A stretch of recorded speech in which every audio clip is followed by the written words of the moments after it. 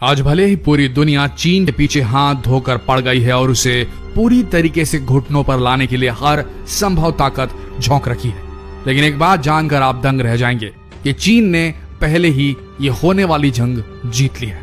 जी हाँ, चीन ने पहले ही इस दुनिया को गुलाम बना लिया है अपना। शायद आपको इस बात पर यकीन न आए, लेकिन यह सच है।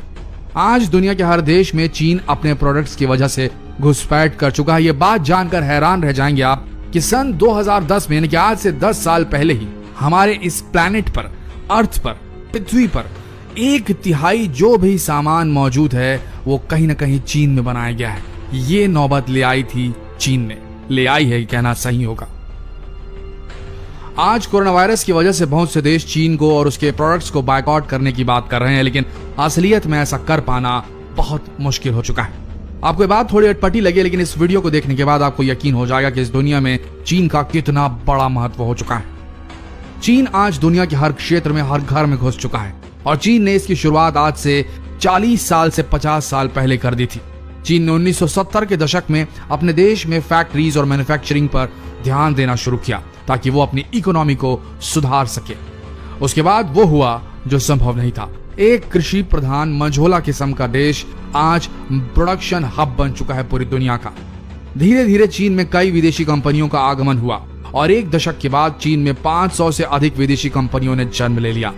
चीन में बाकी देशों की कंपनियों का आगमन एक मुख्य कारण था वहां की लेबर फोर्स का महंगे होने का, क्योंकि चीन में लेबर फोर्स उस वक्त बहुत सस्ते हुआ करते थे और चीनी सरकार ने विदेशी कंपनियों को टैक्स में भी भारी छूट दे रखी थी। यही वो वजह रही जिसकी वजह से चीन में प्रोडक्ट्स बहुत ही सस्ते दामों पर बनाए जा सकते थे और अगर कोई देश उन्हीं प्रोडक्ट्स को अपने ही देश में बनाने की कोशिश करता तो वो चीन का मुकाबला उस कीमत पर, उस क्वालिटी पर नहीं कर सकता था, क्योंकि चीन सेम क्वालिटी, सेम क्वांटिटी, सिर्फ कम दामों में सामान बनाने की महारत हासिल कर चुका था।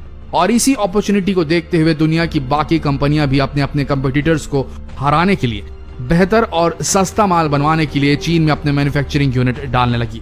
1980 के दशक में चीन में करीब 500 विदेशी कंपनियों ने अपने मैन्युफैक्चरिंग यूनिट डाल दिए थे और 2010 के आते आते चीन पूरी दुनिया का 1/3 माल खुद ही बनाने लगा था। आज 50 साल बाद यह हालात है कि चीन एक मजबूत इकोनॉमी वाला देश बन चुका है। आज इकोनॉमी के मामले में अगर किसी देश का नाम यूएस के बाद आता है, अमेरिका के बाद आता है, तो वह है चीन। और ये सब हो पाया है चीन के सस्ते लेबर फोर्स और चीन की सरकार की बेहतरीन टैक्स नीतियों के चलते, जो बेहद आसान है नया काम शुरू करने वालों के लिए। आप इसी बात से अंदाजा लगा सकते हैं कि 1990 में चीन में एक लेबर की सालाना आय सिर्फ 10,500 रुपए थी और आज चीन में एक लेबर की सालाना आय 9,45,000 रुपए तक पहुंच चुकी है। आप देख ही सकते हैं कि कितना बड़ा अंतर है और इस बात से ये पता चलता है कि चीन में अब पैसों की कमी नहीं, लेकिन आज की तारीख में चीन को एक मुजरिम की तरह माना जा रहा है। दुनिया का हर देश यही मान रहा है कि कोरोना वायरस चीन के वुहान शहर से निकला है, लेकिन चीन भी इस वायरस से अछूता नहीं था। इस वायरस के चलते चीन में भी लॉकडाउन हुआ था, जिसकी वजह से सारी कंपनियों को कुछ समय के लिए बंद कर दिया गया था।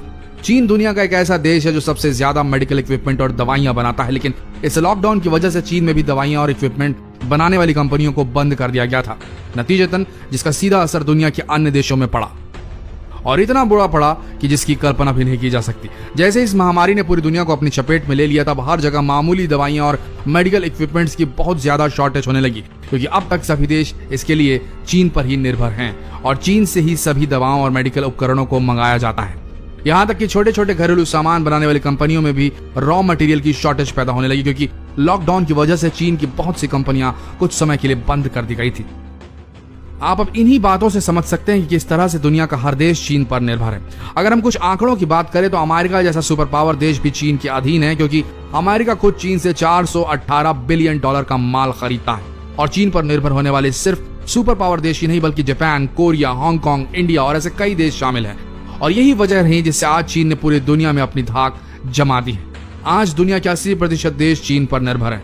आप खाने पीने के सामान से लेकर जो भी प्रोडक्ट्स सोच सकें, लगभग हर प्रोडक्ट में कुछ न कुछ चीन के पार्ट्स जरूर मौजूद होते हैं और यही वजह है कि चीन आज से बहुत पहले पूरी दुनिया पर अपना कब्जा जमा चुका है। आज चीन दुनिया के हर घर में मौजूद है, जिसे घर से बाहर निकालना इतना आसान नहीं। आप खुद सोच के देखिए, आप दुकान में मोबाइल लेने जाते हैं, दुकानदार आपको 2 मोबाइल दिखाता है जिसमें से एक ही तरह के फीचर्स हैं, एक चीन में बना हुआ है जिसका दाम कम है और एक मोबाइल जिसका दाम ज्यादा है। जाहिर सी बात है आप कम दाम वाला मोबाइल लेंगे क्योंकि आपको कम दाम में सेम फीचर्स का मोबाइल मिल रहा है।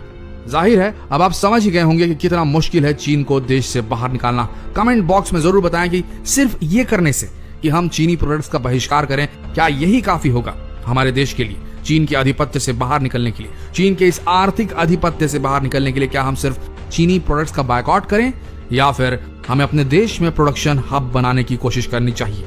ऐसी नीतियां तय करवानी चाहिए कि नए जो व्यवसाय शुरू होते हैं, नए प्रोडक्शन हाउसेस जो शुरू होते हैं, उन्हें आसानी से काम करने में कोई भी दिक्कत, कोई अड़चन ना आए। आपको क्या लगता है कमेंट सेक्शन में जरूर लिखिए। मिलते हैं लेटेस्ट अपडेट के साथ, तब तक के लिए हमारे इस पेज के साथ बने रहिए। धन्यवाद।